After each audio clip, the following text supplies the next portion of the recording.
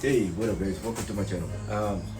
So hopefully you've been seeing what I've been doing with this 1.8T 5ET Audi motor. So far I've cleaned it all out, cleaned up all the cylinders, got all in the inside, kind of redid it, and then I done the crankshaft, pushed it through.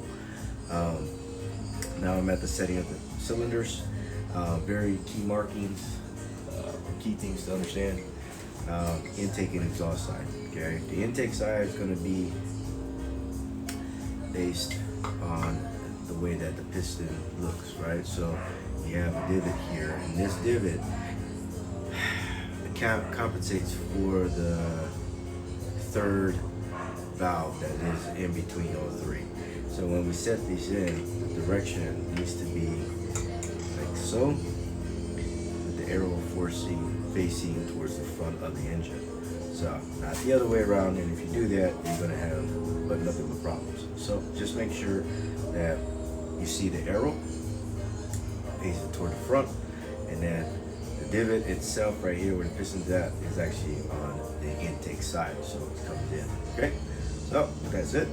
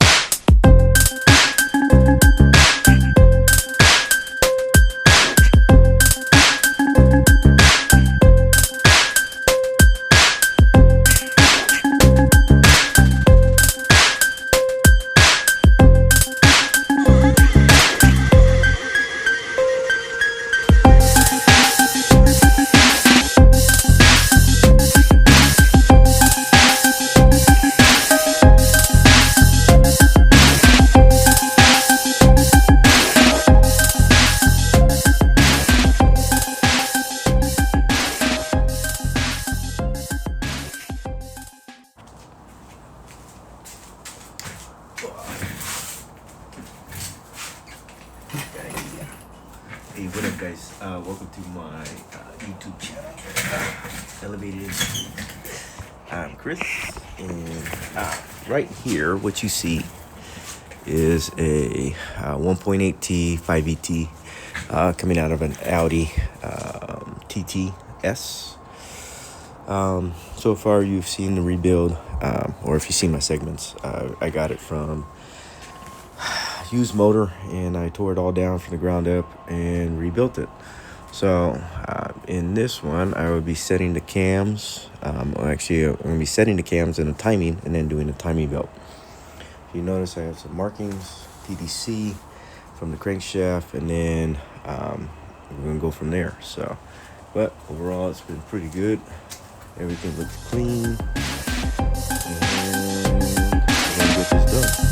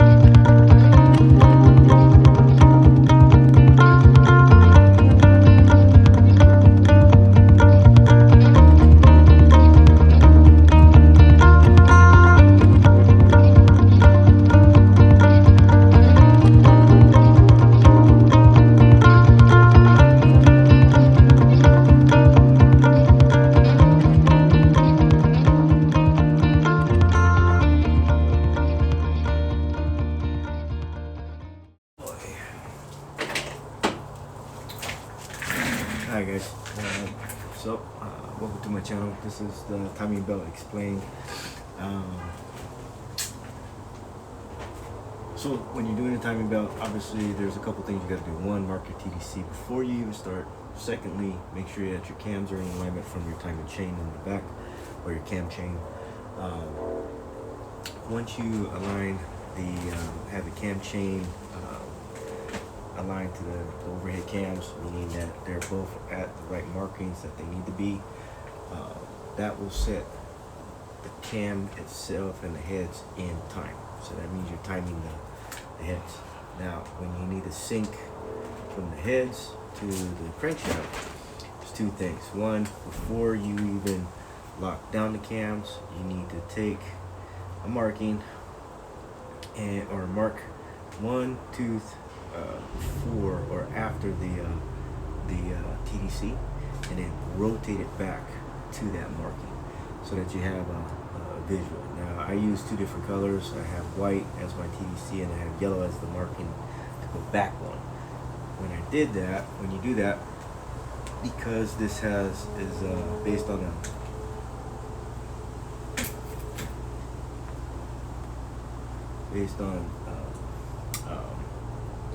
tension timing, when you put these on load and if you put this on TTC, what's going to happen is the valve and the timing are not going to be in sync, and when that timing is out of sync, you're going to end up pretty much blowing up the valves. So second marking is that when you have lined up or synced the cams with the cam chain, you'll notice that your TTC on the top is aligned with your valve cover on the top of here. So there's a notch here and a notch here. You're gonna make sure those are aligned. So when those are in alignment, and this one is pulled back one tooth, what's gonna happen is that once we put the tension onto here and release the pin, what's gonna happen is that when we do the rotation, everything's gonna move freely, and that this will go 2 revolutions, and it, even on the first revolution, should be a TTC, and this one should be a TTC. So markings here, markings down there. Okay. All right. Up here. Rotate. One. And then let's see, it's on the bottom. One more revolution. We come up to white, and we notice that the sync, that this notch is synced up to. So we're in time, pin is pulled, and all of this stuff is locked up.